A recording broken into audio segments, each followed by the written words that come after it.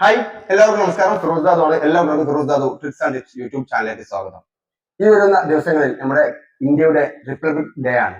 ഈ ദിവസം നമുക്ക് സ്വന്തമായി നമ്മുടെ സ്വന്തം ഫോട്ടോ വെച്ചുകൊണ്ട് നമുക്കൊരു ആശംസ റിപ്പബ്ലിക് ഡേ സന്ദേശം നമുക്ക് അയക്കണമെങ്കിൽ തീർച്ചയായും ഒറ്റ ക്ലിക്കിൽ നമുക്ക് ചെയ്യാൻ സാധിക്കും. അതൊരു ആപ്ലിക്കേഷൻ നിങ്ങൾക്ക് ആവശ്യമുള്ള ഫോട്ടോ ജസ്റ്റ് അതിന്റെ ഉള്ളിലേക്ക് ഇട്ട് കൊടുത്താൽ മാത്രം മതി. നിങ്ങൾക്ക് ആവശ്യമായിട്ടുള്ള ഒരു ആശംസാ കാർഡ് വളരെ എളുപ്പത്തിൽ ഉണ്ടാക്കാൻ സാധിക്കുന്ന ഒരു കിടിലൻ ആപ്ലിക്കേഷനാണ്. ആപ്ലിക്കേഷൻ ലിങ്ക് ഇവിടെ താഴെ ഡിസ്ക്രിപ്ഷനും അതുപോലെ തന്നെ കമന്റ് ബോക്സിൽ വെക്കുന്നത്. അതിൽ ക്ലിക്ക് ചെയ്തുകൊണ്ട് നിങ്ങൾ ആപ്പ് ഇൻസ്റ്റാൾ ചെയ്യുക. നിങ്ങളുടെ ഗാലറിയിലുള്ള നല്ലൊരു ഫോട്ടോ അതിലേക്ക് ഇട്ട് കൊടുക്കുക മാത്രമേ ചെയ്യുന്നുള്ളൂ. അത് എങ്ങനെയാണ് ചെയ്യുന്നത് ഞാൻ വീഡിയോയിൽ കാണിക്കുന്നത്. അതേപോലെ ചെയ്ത് കഴിഞ്ഞാൽ ഈ വരുന്ന റിപ്പബ്ലിക് ഡേക്ക് നിങ്ങൾക്ക് സ്വന്തമായി ഒരു ഫോട്ടോ ഉണ്ടാക്കാൻ സാധിക്കും. നിങ്ങളുടെ കമ്പനിയുടെ ഫോട്ടോ, നിങ്ങളുടെ കമ്പനിയുടെ ലോഗോ എല്ലാം നിങ്ങൾക്ക് ഇതിന്റെ ഉള്ളിലേക്ക് സെറ്റ് ചെയ്യാൻ സാധിക്കും. അത് എങ്ങനെയാണെന്ന് വീഡിയോ കണ്ട് മനസ്സിലാക്കാം.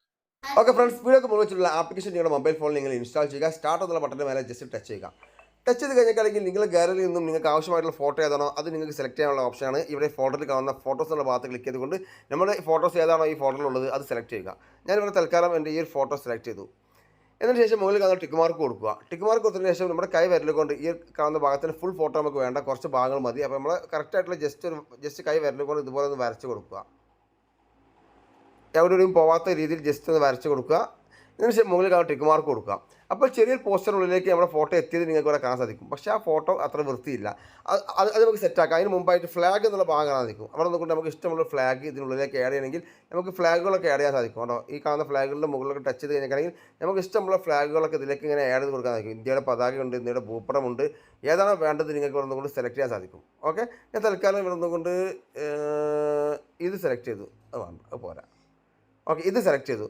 ഇനി നമുക്ക് ഈ ബാക്ക്ഗ്രൗണ്ട് മാറ്റണം. അതിനുവേണ്ടി BG എന്നുള്ള ഭാഗത്ത് ജസ്റ്റ് ടച്ച് ചെയ്യുക. ടച്ച് ചെയ്തിട്ട് നമുക്ക് ഒട്ടനവധി ബാക്ക്ഗ്രൗണ്ടുകൾ ഇവിടെ കാണാൻ സാധിക്കും. അത് നമുക്ക് ഇഷ്ടമുള്ള ബാക്ക്ഗ്രൗണ്ടുകൾ ഏതാണോ ആ ബാക്ക്ഗ്രൗണ്ട് ഇവിടെ ഒന്നുകൊണ്ട് സെലക്ട് ചെയ്യുക. നമ്മൾ തൽക്കാലം ഈ ഒരു ബാക്ക്ഗ്രൗണ്ട് സെലക്ട് ചെയ്തു. ഓക്കെ, ഇനി നമുക്കിവിടെ വേറെ എന്തെങ്കിലും കളർ കാര്യങ്ങളൊക്കെ സെറ്റാക്കാനെങ്കിൽ കളർ കാര്യങ്ങളൊക്കെ സെറ്റ് ആക്കാൻ സാധിക്കും. ബാക്ക്ഗ്രൗണ്ടിൻ്റെ കളർ കാര്യങ്ങളൊക്കെ മാറ്റണമെങ്കിൽ മാറ്റാൻ സാധിക്കും.